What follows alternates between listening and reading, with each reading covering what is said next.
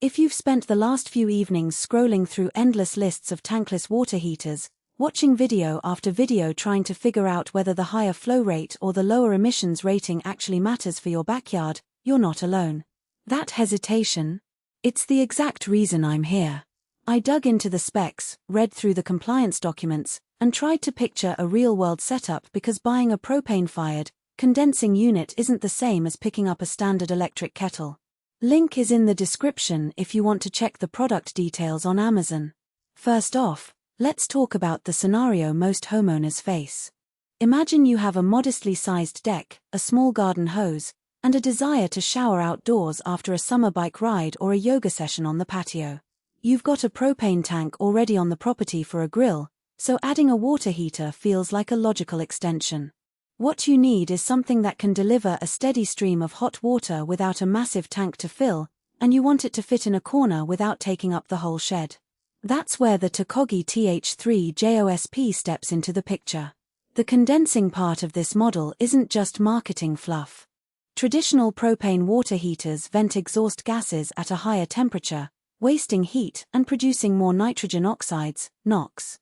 Takagi's unit uses a secondary heat exchanger to capture that excess heat and push the exhaust temperature down, which not only improves fuel efficiency but also meets the tough 2012 SCAQMD Rule 1146.2 for ultra-low NOx emissions.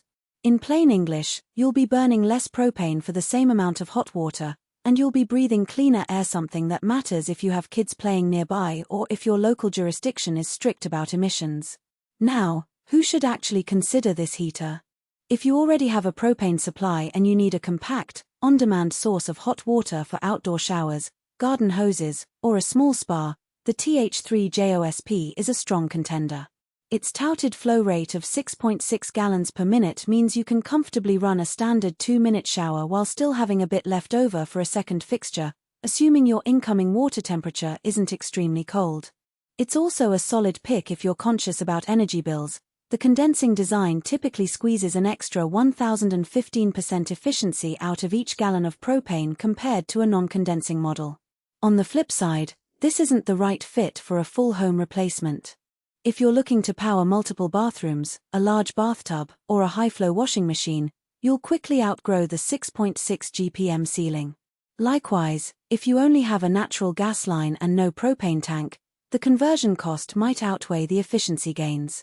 And while the unit is marketed as compact, the actual footprint still requires a well-ventilated enclosure and a clearance space for service access, so a cramped garage shelf may not be suitable.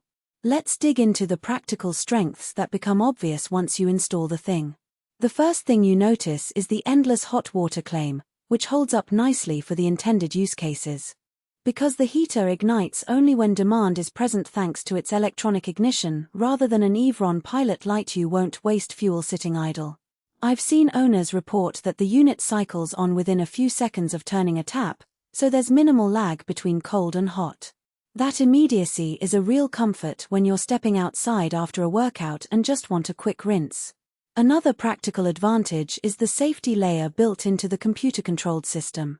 The unit monitors water flow and temperature, automatically shutting down if it detects a flow anomaly, think a blocked pipe or a sudden drop that could cause overheating.